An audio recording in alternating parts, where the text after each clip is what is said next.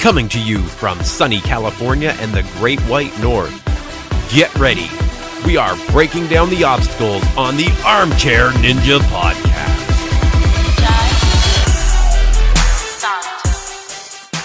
Hello, everyone, and welcome back to the Armchair Ninja Podcast. It is Thursday, January 19th, 2017. My name is Rich, and joining me this week to cover Jump City, Seattle is Bijan. How you making out? I'm doing great, man. What a great show. Oh, I'm happy. It's nice, like, covering something that I'm so enthusiastic about. That was so incredibly fun. And, yeah, guys, just a reminder, we're going to be covering it like you've never seen it, because most likely most of you haven't. It's going to be fun times, though. Yeah, it's very cool. It was actually way better than I thought it was. I don't know what I was expecting, but I was really pleasantly surprised. It's a very cool show. I tried to talk the wife into watching with me. She wouldn't come and watch it. I thought maybe this would be just something a little different. Maybe she'd go for it, but couldn't quite manage it. So hopefully we can sell you on it a little better than we can in our own homes. Mm-hmm. But let's get right into it, man. Before anything else, you've got fresh eyes on this show, and obviously it was recorded a long time ago. But I'm very curious. What are your initial thoughts of the show? I loved it. I thought it was great. I was really surprised that they let them do what they did. I kind of expected it to be more polished, more official course, like a built course that they're doing this stuff on. I don't know why I thought that, but I expected something more ninja-like than it is. It's just like, here's a big playground, guys. Go to town, and I don't care if it's wet and slick and you guys can break your necks on this stuff. They just let them go to town. It was great. Mm-hmm. Well, it's in the spirit of free running. Remember, this show is it's similar to Ninja Warrior, but at the forefront, it is a parkour free running show. And parkour and free running are based exclusively off of, natural environments.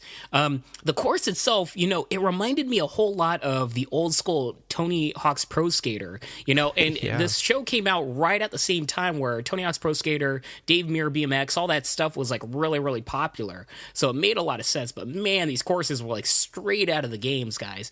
And if you're all kind of wondering like what this show's about, because, we talk like, in vague terms of like their tricks and everything. It is straight up parkour, which means, they're jumping up ledges, jumping off like rooftops and stuff, doing various flips, and dives and all this kind of stuff and transitions through a bunch of jungle gyms, bars, rooftops, high up plank ceilings, off of construction areas. It's really crazy stuff. And, I gotta say, man, when I was younger, first watching this show, the show was so fun, and I was part of the audience where we were like, why on earth didn't this get a second season? Why? It was so fun, and, it had a lot of stars. It had Levi Muhlenberg, of all people. Like, why didn't it get greenlit for a second season? Now, seeing it from, like, super adult eyes and everything, rewatching it, I think it is very, very obvious why it didn't get a second season. Are you willing to give a guess of why it didn't get a second season? I'm guessing insurance worries, maybe? Yeah. Oh my God, guys. Everything about this show is so incredibly dangerous. I was horrified. And I don't want to spoil it too much, but let's just say, their insurance claims definitely got to rise up later on in the season. And it's like, just some of these tricks alone where, this episode alone, guys were falling, and they were falling very close to their necks. Like, it is only a matter of time before one of these people kill themselves doing this show. So I think it was very obvious why I didn't get a second season, but oh boy, was it fun to see. Yeah, so I also want to point out, for those that have been tuning in for our coverage of Celebrity Apprentice, which is probably 3 people, but if you were worried about it, we are going to talk about that briefly at the end as well as the National Ninja League for Ninja Core. Come on, there's got to be at least a dozen people that liked our stuff. It could be.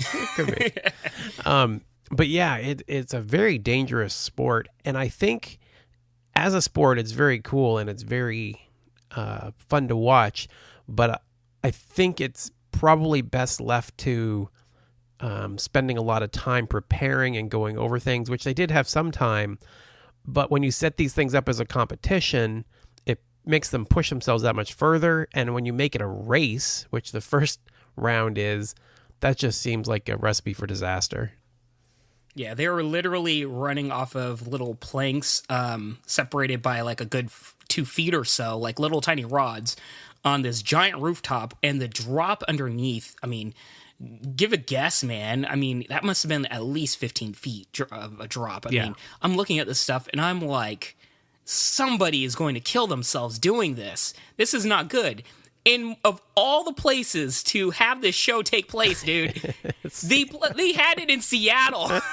They're constantly trying to wipe everything down. The crew's out there with blowtorches and stuff trying to get rid of the water. Like, they're just asking for it, man. It was raining. I was like, oh, yeah.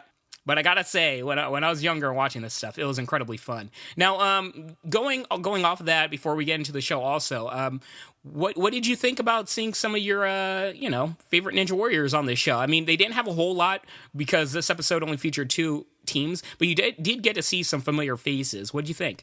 That was really cool. I was really disappointed that Drew didn't actually run. So he was there.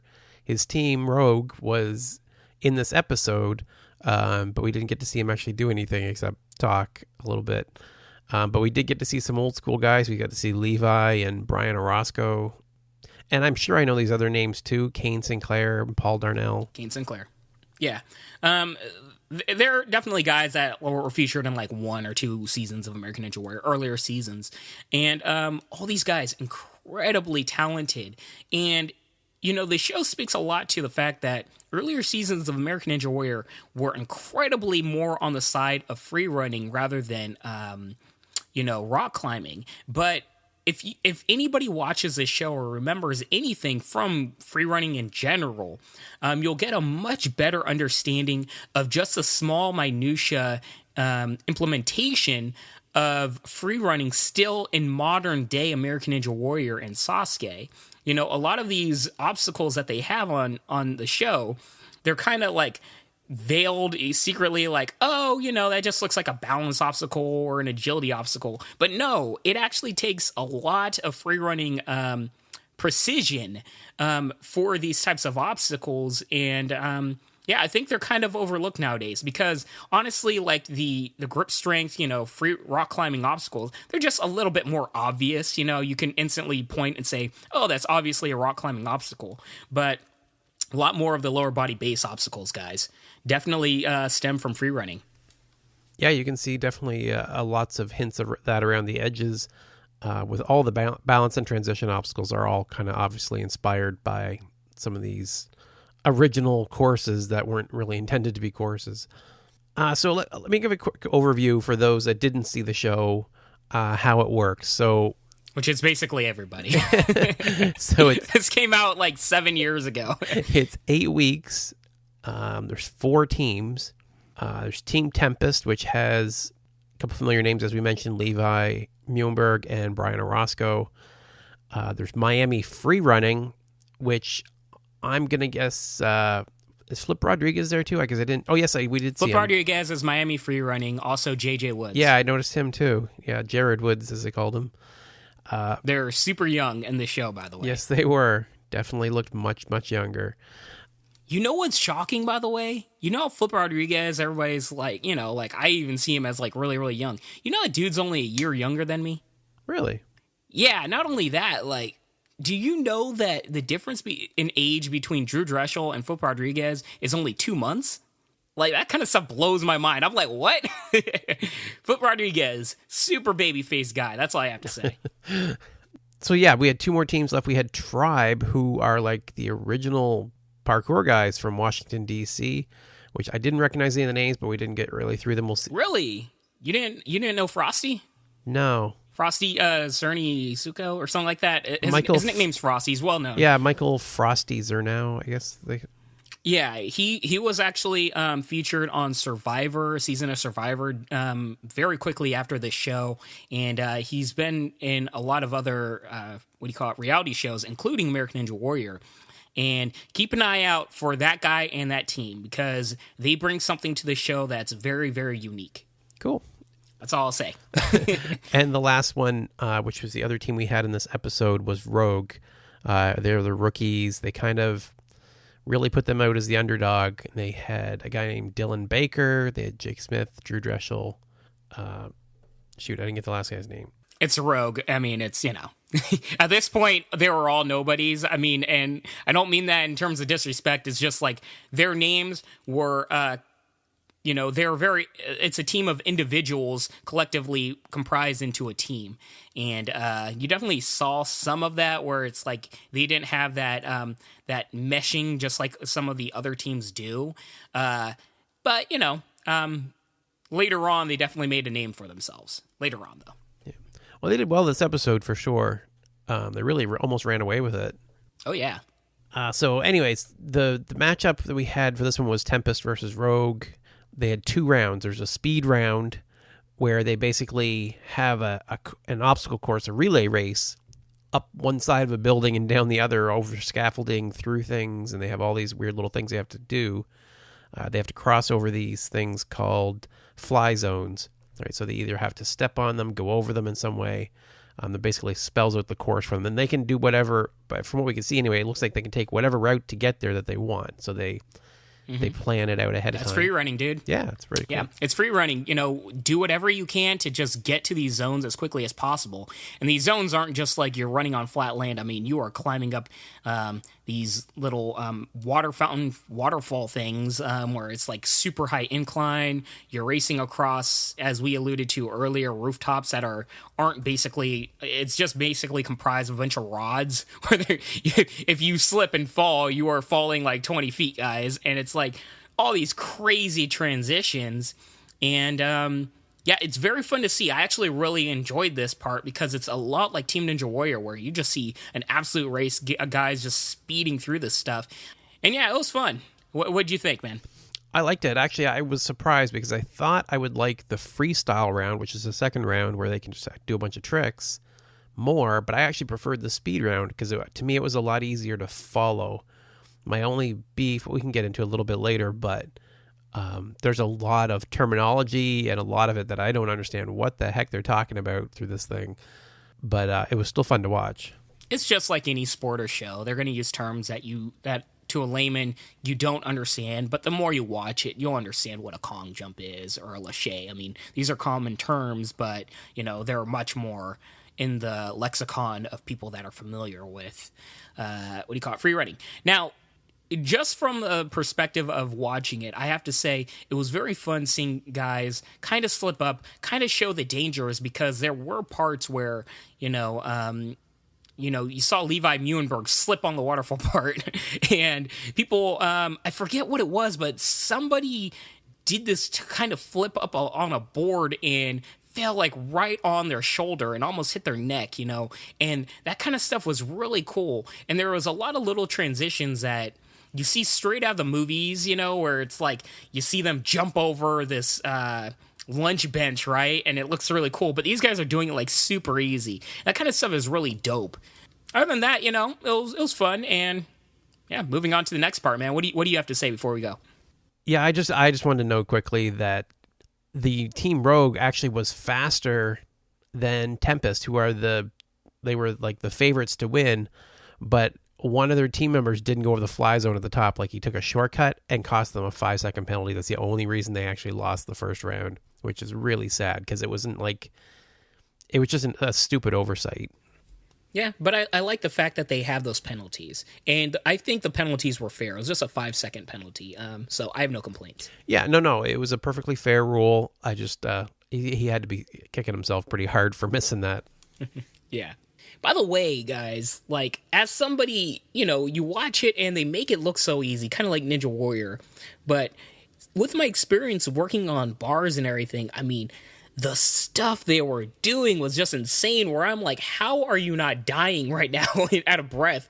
Like, we'll talk about it more in the freestyle round, where we can actually talk about some of the tricks and flips and stuff. But these guys were doing like muscle ups and stuff like at the very beginning of their runs, and like that's the thing they lead with. And I'm just like, how are you not just like completely burned out? It was insane, guys. I think it added a lot to it. I think I wouldn't have appreciated how I mean, it looks high and it looks kind of scary to me, but to have some of those guys looking at each other and go, you want to go up there? You go right ahead. I don't want to run along that thing. Are you crazy? Yeah. Well, I'd be the guy on the side being like, that's all you. But yeah, so then they moved on to the freestyle round, which was very cool. Don't get me wrong. But like I said, a little hard to follow. They rated them 1 to 10. They had 45 seconds to basically impress the judges. They're rated on creativity, difficulty, and execution.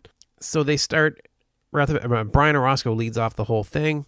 He does, a whole bunch of tricks that I couldn't even possibly, like lots of variety. But the thing that kept coming up, and you could definitely feel it, it's definitely, they kept talking about flow, right? The execution, the flow was very important. Mm-hmm. And the differences between the ones that had it and the ones that didn't really, really stood out, even to a layman. Yeah, and you'll get a better understanding of what flow is like next episode with one of the teams that are experts at it. And yeah, I think when it comes to free running, flow is just at the very top of importance. So one of the things, this is where I started to get confused. They kept talking about the... Oh, before you go, sorry. Just to explain to everybody listening, I don't think we explained what flow is. Flow is basically the link between trick and trick. So if you were to just do a backflip off of this giant, roof or something, but then you stop and you wait or like a second, and then you go on to the bars and you stop to collect yourself and then do a trick, that is like bad flow. Now, if you were to jump off a roof, do a backflip, land and roll on the landing, then run over to the bars, instantly start kipping up and doing tricks immediately, like linking everything together. That's having good flow. So just in case anybody's understanding, and it's very much apparent and obvious when you watch this kind of sport, if somebody has good flow or bad flow. Yeah, in a lot of cases, I think it's a lack of planning, or it seemed to be, or trying to kind of wing it on the fly, and then they are getting themselves tripped up. But for most of them, my guess would be they were just getting winded. They're trying to do too much too quickly, and they're just getting themselves all burnt out. Yeah, and I can't blame anybody, but I think that has a lot to do with experience. And you saw it a lot with Team Rogue, right? I don't know. I think at least 3 of the runs on Team Rogue, the guys were ending quickly, or they just completely stopped halfway through the runs trying to figure out what's going on. There wasn't as much planning involved with their runs. Yeah, it seemed that way. I almost rewound it to try to figure out what the heck a Quasimodo is. Can you describe a Quasimodo? Because I don't know what the heck they're talking about. I'd have to find the run. I mean, I could explain it if I saw it, but it's like, I'm not going to sit here and act like I know what a Quasimodo is in free running. But that's the thing, like, they're throwing around these terms like all over the place. Like, he's doing, I mean, you can get some of it. Like, he did a huge Superman front. It's like, all right, I can get that. He threw himself off the side of a building. I guess I guess there's a better name for it than anything else. It's the same as if you watch a skateboard competition and they say, oh, I'm going to do a 180 fakie varial, no fly. Nobody's going to know what the heck that means. But if you actually follow skateboarding, you'll know what that means immediately. So it's just different. And honestly, I think it adds a lot more of the I guess, prestige of the announcers actually knowing what it is. That's something I actually really missed with Spartan Race and a lot of the other things. If you're going to be a host, you need to know the terminology, even if the audience doesn't.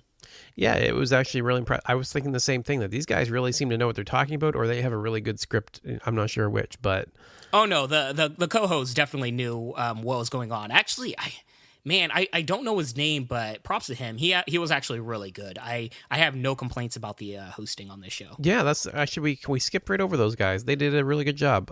Blair Herter and Brady Romberg. Blair Herter, he's a good host from G4, the Ninja Warrior peeps from before, but the Romberg guy, absolutely amazing. He knew his stuff and he was great. Did you catch the last name there? Because it made me do a double take. Yeah. I was wondering if you were going to do the same. I don't know if he's related or married to Lucy Romberg, but he is. It's her brother. Yeah. I was like, they have to be related somehow. Yeah. What would the odds be if they weren't? Good on them, Lucy Romberg, she's got, I think, a stunt woman background, right? If I remember correctly. Yeah, they both have a stunt and background. Now he's got a free running. Yeah. Oh, well, that makes sense. A lot of free runners, almost all of them, kind of do stunt work. Yeah, and even one of them said that he was inspired by the stunt work in like Casino Royale. That was what made him kind of want to learn how to do it, which is cool. That's one of my favorite scenes of all time in any movie. Talk about a total tangent here, but the beginning of Casino Royale shows like some of the coolest stunt work ever. Oh, yeah, and there's other movies that just, go full on to parkour, and it's great to see. A lot more foreign films, actually, very much in Europe. So due to safety concerns, they had to move it to the following day, and they actually changed locations from the front of the Seattle City Hall to a place called Freeway Park, which is basically like a free runner's good dream. So PG. That was painful, but you go ahead. So what did you think of the new location? I like the new location. What did you think of it? Yeah. For everybody, imagine like a park, bunch of trees and stuff, but out of nowhere, there's like all these giant, like different leveled, like pillars or something like that. It's hard to describe, but it was really cool. It's just all these giant gaps at different levels. I can imagine like a free runner or a skateboarder being like, well, man, that would be hard to skateboard, but I can imagine some people do it. It was really cool, and I don't know. I thought this was a perfect area so far. I mean, props to them on the location scouting, and all of it's in Seattle. Probably why it's in Seattle, but that weather was a kicker. But yeah, I have no complaints. It was cool, and we got to see a variation where there's one course where it's kind of dangerous with all these like small little obstacles, like a cart and all this stuff, from an urban setting. And now we have one where it's at a park and there's all these giant gaps and stuff where they have to be a little bit more creative. I liked it. No complaints.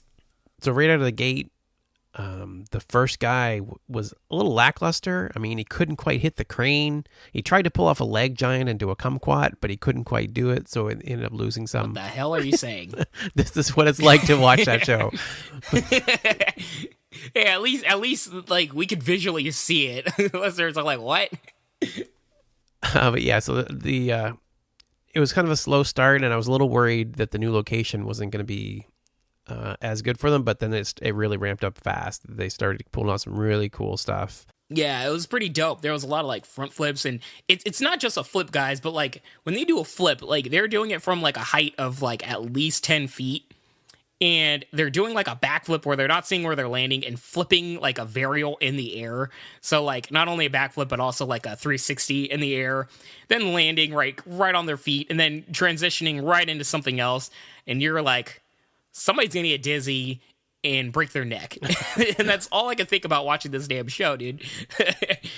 And what was it? There was like one part where it's just the simplest thing where it's jungle, like different bars, like a jungle gym, and he slips on the bottom before a jump, and I believe it was Brian Roscoe, and he lands like straight on his spine, like thrashing it into like a bar, and I damn near screamed, and he just keeps gutting it out. And I am like, oh my God. Like, yeah, that was brutal. Like, we need to start doing bets of like how soon it'll be before one of these guys get paralyzed. Oh, it's terrible. And then you watch these guys struggling. You see everybody making little slips. Even the amazing Levi was slipping because the grass is wet and stuff, right? Like everything, as if it wasn't crazy enough, everything being wet just makes it that much more dangerous.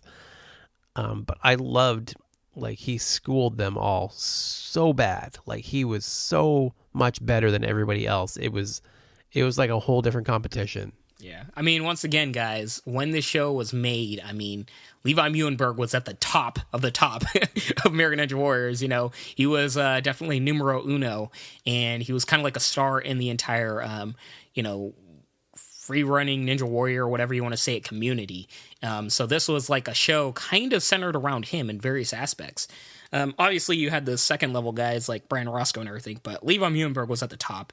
And more than Ninja Warrior or anything else in stunt work, free running was his thing. I mean, he captained this team even out of the show. He was the captain of Team Tempest, and it shows. It showed that he had a lot of control and experience. Whereas Team Rogue, it was a bunch of young, athletic guys doing a bunch of really hard tricks, but not really connecting them all together, and kind of like doing 3 big moves and then running around being like, what do I do next? I'm kind of out of ideas. Levi Muhlenberg really had a bunch of ideas of connecting a bunch of, not as insane like things or tricks, but really hard tricks together with a bunch of transitions, and it made it all just look a lot better. It's weird, right? This show is more like a skateboarding competition, I think about, than a Ninja Warrior competition on the second half, where it's like you have to really judge it on tricks and flow and all that other stuff. Yeah, it's a little odd. But yeah, I like the comparison to skateboarding though, because I think that actually makes me feel like it's more relatable, right? Like, okay, yeah, I get it. So I don't know what all the names for everything are too, but you can still watch it and go, wow, that was really cool to watch. Mm-hmm. Yeah. So yeah, the Team Rogue end up actually taking the freestyle round despite Levi's crazy good performance. So it ended up going to a tiebreaker, sudden death, one athlete versus it. It kind of reminds you of Team Ninja Warrior, right? Like it comes down to the captains who can win it all. Yeah, I like this format better though, but that's another story.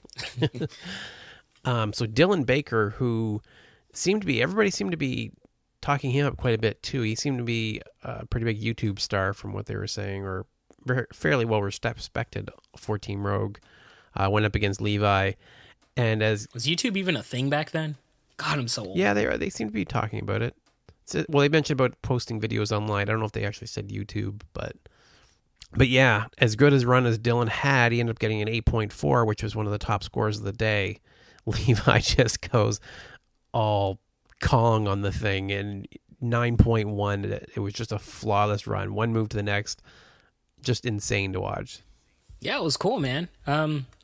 I don't know. I mean, overall, it was great to see, and it was nice seeing, the start of a sport that actually was almost, I would say, at the same level as Ninja Warrior at the time, and seeing a lot of the roots, kind of implemented into the evolution of Ninja Warrior. Overall, what's your final thoughts on this show? This is fresh eyes for you. I really liked it. I'm looking forward to the next episode. I think I had a pretty good appreciation of Levi anyway from watching the earlier seasons of Ninja Warrior, but now I see the level that he was at and kind of appreciate it even that much more, and why he is so sorely missed by those that have been watching for so long. It's brutal, man. There's always going to be that what if with Levi Muhlenberg. That's another topic for another day, but boy, do I miss him. And I at least just one time want to see what he's capable of nowadays. I'm sure he hasn't trained in a long time, but still, I would admire, he's always going to be that guy where everybody's like the what if. So you seem to enjoy it as well, even though you've seen it before. I love this show. Yeah, we were actually texting back and forth while we were watching, like, oh my god, the show was awesome. Dude, it's so great. I mean, the one thing we haven't spoken of yet is this show is kind of like the sport itself. It's so incredibly fast-paced. There is not much filler on this show. I mean, they are just going at it like the whole time, all this crazy action and everything. And, I always enjoyed skateboarding and watching and all that stuff. I don't watch it religiously, but if the X Games are on, I'll give it a try, give it a look. And this show just brought me right back to it. It's so fun to watch. But more than anything else, incredibly fast-paced. I thoroughly enjoyed it, guys. And, yeah, I mean, I can't say, hey, keep an eye out for it, everybody. Watch this show. But I will say it was fun to see. And, yeah, that's about it. And I'm sorry. I wish we could point you somewhere. I get this request every time we cover an old episode of something. It's just not advisable for me to give out links to where you can find this stuff online. If you do some searching, you can figure it out if you do want to watch it. If they had a legitimate source for me to say, hey, go to Amazon, you can buy it here, I would definitely provide it. It just isn't something that's viable right now. Guys, just search Jump City Seattle on YouTube. That's all I'll say. Won't be hard to find. Besides that, we said we were going to cover some Celebrity Apprentice. Let's instead of us going into it, because every time we start talking about it, we go way longer than we intend. Nope, not this time. We're just going to let Bijan give us a quick summary. How did Matt make out especially, but overall, what happened? Yeah, so the one thing that's definitely stood out on this show more than anything else is there is a clear top echelon of competitors. Like I'd say three people that clearly stood out, and they are very head and shoulders above all else. Layla Ali, I think, is definitely number 3. She's great. Surprising for a lot of people is Matt Eisman is a definitive number 2 on the show. He's just been... I would be absolutely stunned if he didn't make it to the finale. Now, I don't know if he'll actually win the show just because he is one of the lesser known celebrities as a whole. And as they alluded to, and I'll talk about later on the show, when it comes to fundraising, that's not going to be his forte. He doesn't know multimillionaires and billionaires to friends. And usually the final task on the Celebrity Apprentice is a fundraiser thing. So that might, kind of give him some problems. But I'd be absolutely shocked if he didn't make it to the finale. Number 1, I believe, and clearly is Carson. He actually took, a project manager role on this episode and was phenomenal with his creativity. And they just feature him so much on this show. He's so creative and he always does well. Even as a sideline person, he always gives to the task so much, same as Matt Eisman, where I think they both are super excelling. And yeah, in terms of Matt Eisman, for everybody, curious, he did great. Even when there was a part where there was a fundraising task and everybody was like, oh, I've got a friend that'll bring in like $100,000. I got a friend that'll bring like $50,000, blah, blah, blah. And they're throwing all these numbers out. And then they show Matt Eisman. He's like, I'm not as big of a celebrity as all these people. I bring other things. I'm super smart. I'm super funny. But I'm not, hanging out with all these multimillionaires all the time. And still, even with that, he let himself be useful in other ways. Something that you see not a lot of the other celebrities do. If there's something where a celebrity feels useless on the show, they kind of just sit around and don't do anything. Matt Eisman the whole time was like, okay, let me just do something else. Let me be creative. And not just that, he still fundraised $29,000. I don't know how he did it, but good for that guy. So yeah, he did great this episode. He was very funny, and you can definitely tell he's being featured a whole lot more than you would probably guess going into the show, which leads me to believe he's gonna be in for the long haul. But the one thing is that they mixed up the teams in the second half of this episode, and yeah, so now we have a mix of 2 women on each team, and 3 guys on each team, and it worked out really well. The teams are a lot more balanced now, and dude, there's one part where it was absolutely insane, and I have to talk about it, where Brooke Burke, they had to do a task where they had to take photos and be creative on a motorcycle, right? Right. And the woman had this amazing idea of like, buck the trend, have a woman in the very front and the guy in the back, and she's kind of like a powerful woman riding, and the guy's loving her, holding her on from the back. So Brooke Burke's like, well, my husband, he's a handsome guy. He's featured on Baywatch and everything. And this guy comes out, and he is like the biggest diva D-bag on the planet. It was absolutely insane. Where Brooke is like, tells him the idea being like, oh, you're going to be on the back. And he just has a fit. He's like, I'm not going to be in the back. What do you mean? I would look like a wimp. Like, I'm not gonna be behind a girl. And I'm just like, this is the exact opposite of what they're trying to portray. And guess what, dude? Brooke goes with it. She's like, well, I guess that makes sense. I guess, in real life, I, as a woman, wouldn't be in the front. Like, he would totally be in the front, and they go with it, and they lose that task because of it. And I couldn't even believe what I was watching. What a diva. It was absolutely appalling to me as a guy that's like hardcore, kind of like feministic, like it makes me happy when, equality, not like women are better than men, but at least, women are equal to men. It's kind of like, a guy being appalled that a woman would be driving him. I'm just like, screw you, dude. So enough of my tangent and soapbox, but I was like, it made for good television. Well, that's foolish. Yeah, they heartily lost. Like, really, you're there specifically to help your wife. Like, come on. Like, what are you doing? Yeah. Like, put your pride aside for a second. he came off so bad on the show. It was hilarious. It made for good television, but I couldn't believe what I was watching. But more importantly, I couldn't believe Brooke went with it. She's like, you know what? Yeah, you're right. I'm just like, no, you're not right. So was she the project manager? No. And shockingly enough, she wasn't booted for it. Actually, the project manager, Kylie, one of the Desperate Housewives ladies, was booted. Kind of because of her poor performance. She kind of like became faltered like Snooki in the boardroom. Yeah, I don't want to go too much in depth, guys, but yeah, it kind of shocked me that Brooke Burke was the reason they lost, and yet she wasn't terminated. Shocked me. But whatever. Gives us more opportunity to see her douchebag husband, so there's that. Well, cool. So Matt survives another episode. That's good.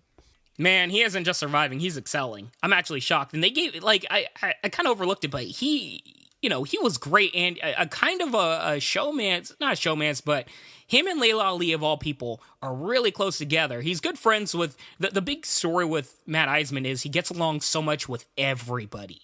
And as soon as they switched teams, Layla Ali and him connected immediately. They went to the candy making factory, and he was just cracking jokes with her, and she's like loving it. And Layla Ali is a pretty standoff person, kind of like, she isn't making friends with everybody, and she just loves the guy.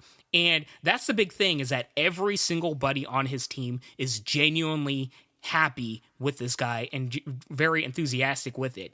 And you see a lot of bickering between all the other team members, which means very good things for when he becomes the project manager again. I feel like a lot of people are going to, rise up and definitely help him out. Well, cool. I'm glad that finally came because spoilers, right? I can't avoid spoilers. I can't ignore them. I knew that he would make it through the first couple episodes because I knew that he and Layla Ali did a challenge together because he was tweeting out about it when he was doing it when they were filming. So I've been waiting for that challenge just to get past that point. So I know now I don't know how far he goes from here. Yeah. Well, there's only 3 episodes left, guys, so I'll keep you informed. But once again, I would be absolutely shocked if he didn't make it to the end. Him and Carson, I think those are the 2 picks to be competing against each other. But if a woman makes it to the end, my money is on Layla Ali. She's also incredibly intelligent and poised. Well, that's cool. That is it for our Celebrity Apprentice coverage. We have still the National Ninja League at Ninja Corps to cover. The celebs of the regional circuit. Let's go, Rachel Brown and everybody else. Let's do it. So in third place for the women, we had Nichelle Simon. She was pretty impressive. She was very fast and strong, but she got a little frantic looking there after a while. Like it was a little unsteady as she was coming through into the ropes. She managed to kind of recover slightly, but she did end up falling in the end. But overall, I was actually really impressed watching her go through, and I thought, if that's third place, I can't wait to see who's second and first. Mm-hmm. She was very fast, but she needed a little bit more control. Yeah, it looked a little shaky. But in second place, we had Jessica Clayton, who did very well. She went through all the previous obstacles. Like usually, I guess what's impressed me is that we've seen too many times where they're failing on the first and second obstacles, and that wasn't the case here. They're actually making their way through a number of obstacles, which I don't need to detail them all, but they're pretty solid looking. Jessica made it through the rope swings that tripped up Nichelle, and ended up going out on these PVC wind chimes, which were very slick looking, very difficult looking obstacle. What did you think of those before we move on? Brutal, dude. But I will say she was incredibly poised on all the obstacles she did do. I'm actually confident she could have done very well on the wind chimes. It's just she kind of slipped up and had to go back, and I guess that was against the rules. But it's one of those things where I'm very curious how far she could have gone if she didn't do that little penalty. Yeah, I think maybe even a footwear choice might have been part of the problem, right? Where she was sliding down the way she was. I'd say leg wear, man. I mean, any types of like pipes like that where you're hanging from it, you want that skin contact more than anything else. It really makes a big difference. And she was wearing leggings, and that's got to be really hard. And I'll let you. Who got first place? Bijan, who was it? This first comer, that nobody knows about, named Rachel Brown. It's like, who is this? But no, she's, as always, beast moding it. This little 14-year-old, I was actually pretty surprised by how well she did when it comes, like, they had some giant gaps in the very beginning. I mean, their quintuple steps were not these tiny little steps. I mean, they were far, far apart, and she looked every part her age, this little tiny girl jumping super far from each one. But the good thing about Rachel Brown is she kind of has that Casey Catanzaro effect where her size just makes everything she does much more impressive. And, it's even accentuated more by her age. And she's incredibly well poised on upper body obstacles. It's very clear she trains very much for this type of sport. And, man, super impressive. Yeah, it's hilarious to watch her, right? Like, so the gaps, she was really struggling. Well, not really struggling, but there was definitely some questionable moments at the beginning. But when she hit she got on those PVCs and made it look so simple. And then it's the upper body things are, see, she's so tiny, it makes it a little easier for her. But at the same time, she gets on the slack line and just makes it look like a joke too. Like, just runs along the slack line. Like, she is the whole package. She is amazing to watch. Yeah. When I'm on Old Man, she can actually go on actual American Ninja Warrior. I'll be looking forward to watching her beast mode American Ninja Warrior with my grandkids, I don't think you're going to have grandkids in 7 years. I think you'll be all right. Maybe not. Oh, God, I'll probably have grandkids, though. Oh, geez. So, yeah, she ended up going out on this long, long pegboard with these atomic pegs. Like, what kind of demented person? Okay, we got to talk about this thing. Yeah, go ahead. Yeah, as you were saying, like, what kind of demented person? It's not just pegboard, like, with the pegs, which are super hard enough. I mean, pegboards just don't get enough respect of how actually difficult it is. But these things have, like, cannonball things on the ends of them, where you've got to, like, forearm grip the thing. It just looks absolutely killer. And the board is super, super long, like, in a diagonal or horizontal way. And I was stunned of how poised everybody that actually tackled this obstacle was doing it. It looked absolutely brutal. I mean, I can't say enough of how impressed I was by everybody doing it. Rachel Brown, good job on you. I mean, whew, you got to have, like, anybody doing this has to have some crazy forearm and grip strength to do it. Yeah, the guys she was hanging up there for a while. She doesn't have the reach that the guys had. So when we look over to third place for the men, we have Todd Bourgeois, who made it through it. These guys can reach, 2 or 3 slots over and make their way through it a lot easier. She's going like one at a time, so it was taking her a long time to get through it. Yeah. But the course got like progressively more difficult. So beyond that, there was a double salmon ladder that led to an unstable bridge. Like, just let that sink in for a second. They had to do a double salmon ladder and then transition over to an unstable bridge. And it tripped up at least second and third place, right? So Todd Bourgeois ended up going out there, fell at the end of it. And Bobby Zavala, who was Rachel Brown's coach, ended up falling there as well. He was just gassed out by that point. He looked pretty exhausted. I don't blame him. But both guys looked really solid through the course. They were actually really, really good. Yeah. So it made me wonder. I always wonder, like, I don't look at these ahead of time to see who placed in it. So like who else was there? Who beat these guys? And in this case, it was Brett Sims. It was a nice surprise.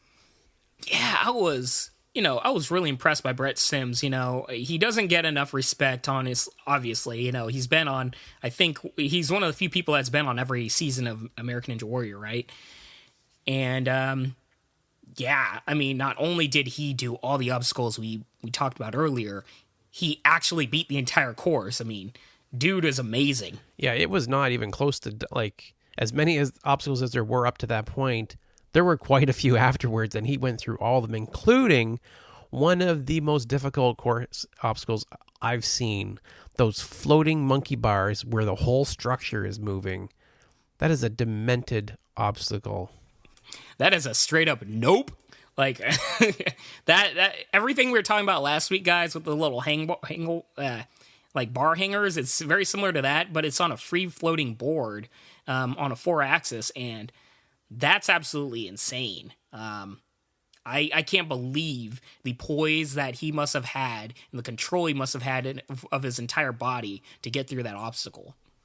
Yeah, imagine doing the monkey bars where you have to actually move the pegs yourself, almost like the flying bar. But you could just move each one over, but the whole thing moves so that you can't get a really steady approach to actually put the peg into each of the slots. So it's very difficult. I recommend you check it out. So that is Ninja Core, Ninja Kour. If you check out that video, skip ahead if you have to, but check out this obstacle. That is one of the more impressive runs we've seen, and Brett beating the whole course was a little insane. Yeah, props to Brett Sims, man. That was great. All right, so that is it for our coverage this week. As a reminder, I have been sending things out on Facebook and Twitter for the Amateur Podcast Championships, and we'd really, really super appreciate your votes.